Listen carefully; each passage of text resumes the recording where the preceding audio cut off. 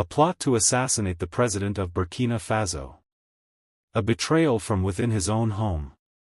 And a gift from France with deadly intentions. This is the gripping story of how Ibrahim Traoré stared death in the face, and uncovered the hidden hands that want to keep Africa chained. It began with hope.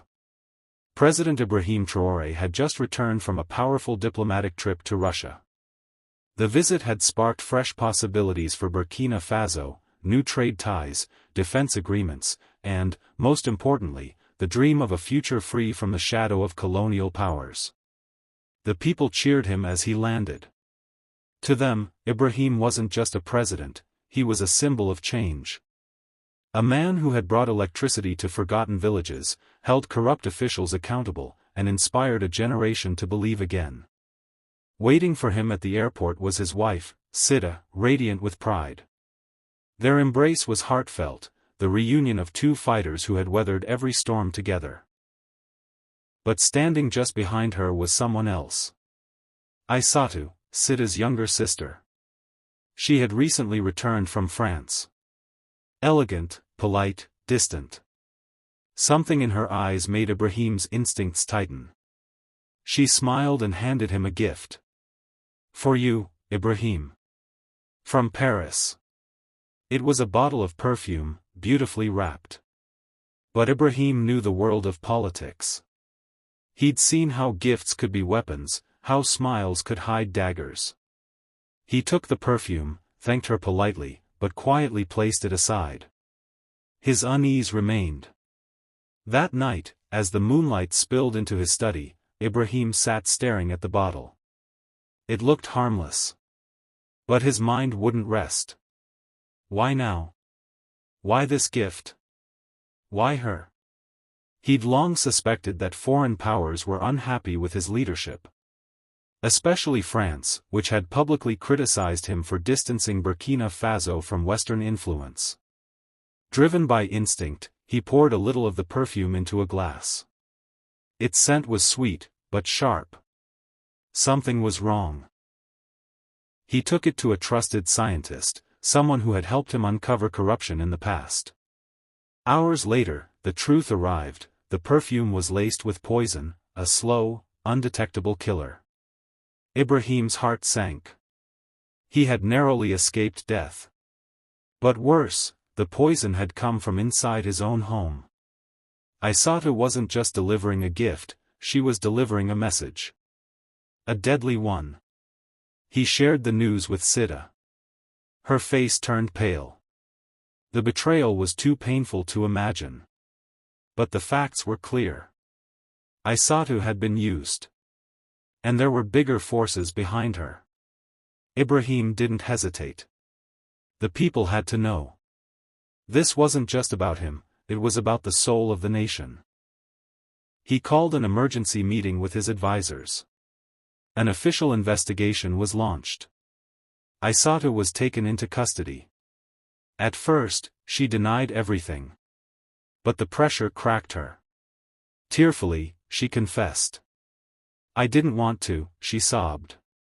"They told me, if I refused, Burkina Faso would suffer.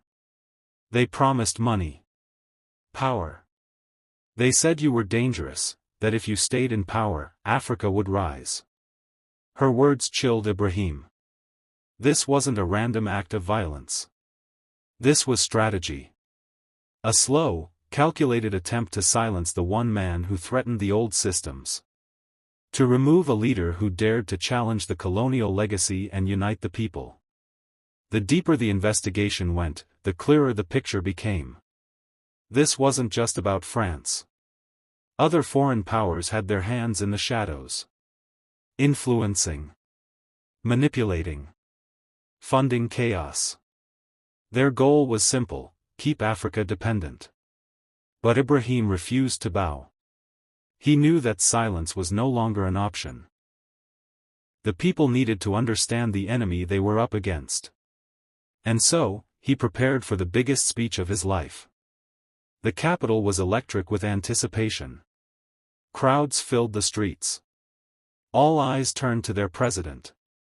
When Ibrahim stepped forward, his face was calm, but his voice was thunder. My people, he began, they tried to kill me. But more importantly, they tried to kill our dream. He spoke not of revenge, but of truth.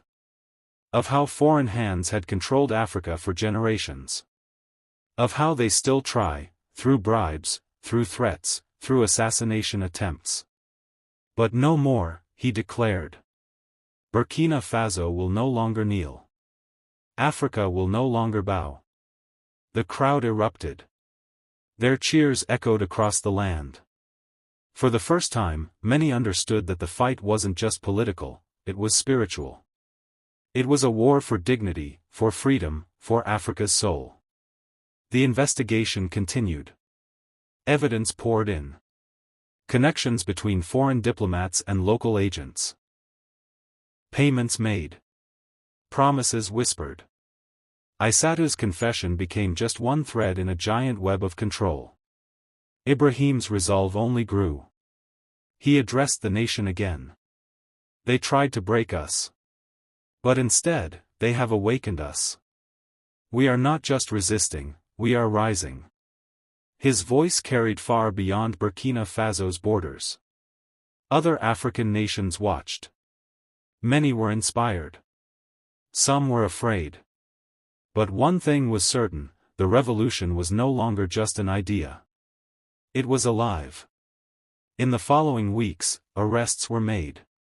Foreign influence was exposed. A message was sent across the world, Africa was no longer for sale. And though the danger had not passed, and the enemies still lurked, one thing had become clear, Ibrahim Traoré was not just fighting for a country, he was fighting for a continent. And the people were with him. This was no longer just the story of a president. This was the story of a movement. The story of how one man, with truth in his heart and fire in his soul, faced the deadliest betrayal and came out stronger. Africa, once divided by borders and broken by colonizers, was finally waking up. And Ibrahim Traoré stood at the front of that awakening. The revolution lives on.